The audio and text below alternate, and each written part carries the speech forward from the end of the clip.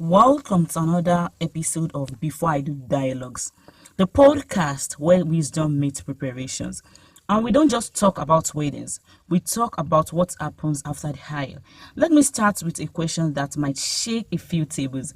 Is a marriage successful simply because it lasted, or because it brought peace, purpose, and joy to those in it?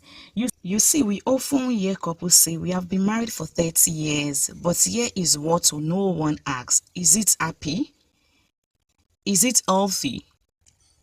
Today we open a new series, Reflection on a Successful Marriage. And we are kicking it off by challenging the very definition of success in marriage. Because what if the measure is not time, but transformation? Longevity does not always mean fulfillment.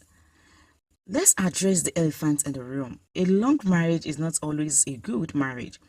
Some people have stayed for decades, but live like strangers under one roof. Others wear their rings, but have not held hands emotionally or physically in years. Marriage was never meant to be a prison of endurance. It was meant to be partnership of purpose.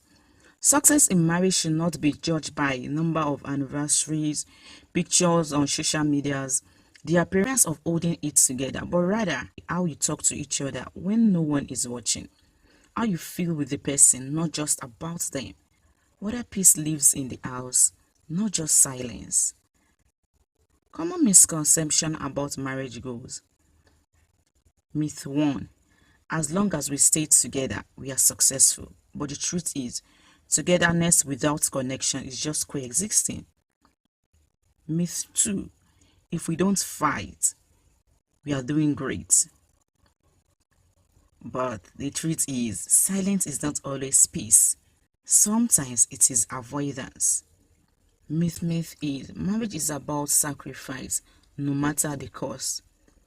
The truth is, sacrifice is good, but one-sided suffering is not. Real success in marriage is about mutual growth, not one person shrinking, so that the other can shine. What does a truly successful marriage look like? Peace over performance. You feel emotionally safe and accepted, not pressure to perform perfection. Purpose-driven partnership. You are working in the same direction, spiritually, emotionally, and practically. Daily connection. Even in busy seasons, there is intentional effort to check in, share, and grow. Mutual healing. You help each other become better, not bitter. You talk through things, not around them. Grace and forgiveness. Not perfection, but acceptance and repair when mistakes happen.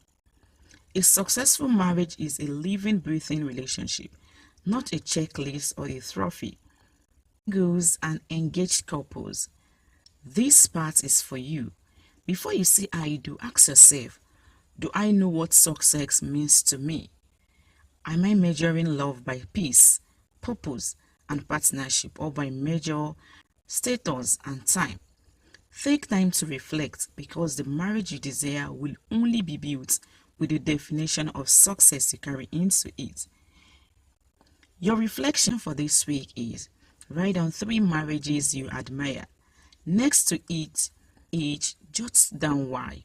Then ask yourself, are these reasons emotional, external, or rooted in true values like faith, friendship, purpose, and peace?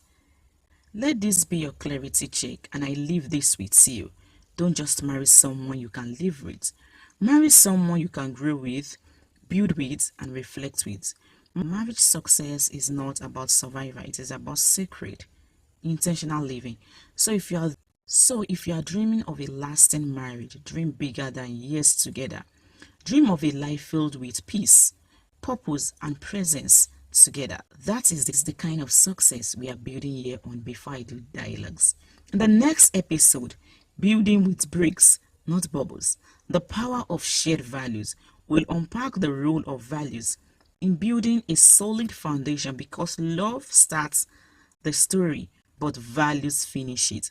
Until then, grow wise, choose well, and keep your heart aligned with what really matters. Stay tuned. This journey is just beginning. Yours, thank you. Yours, these are therapist.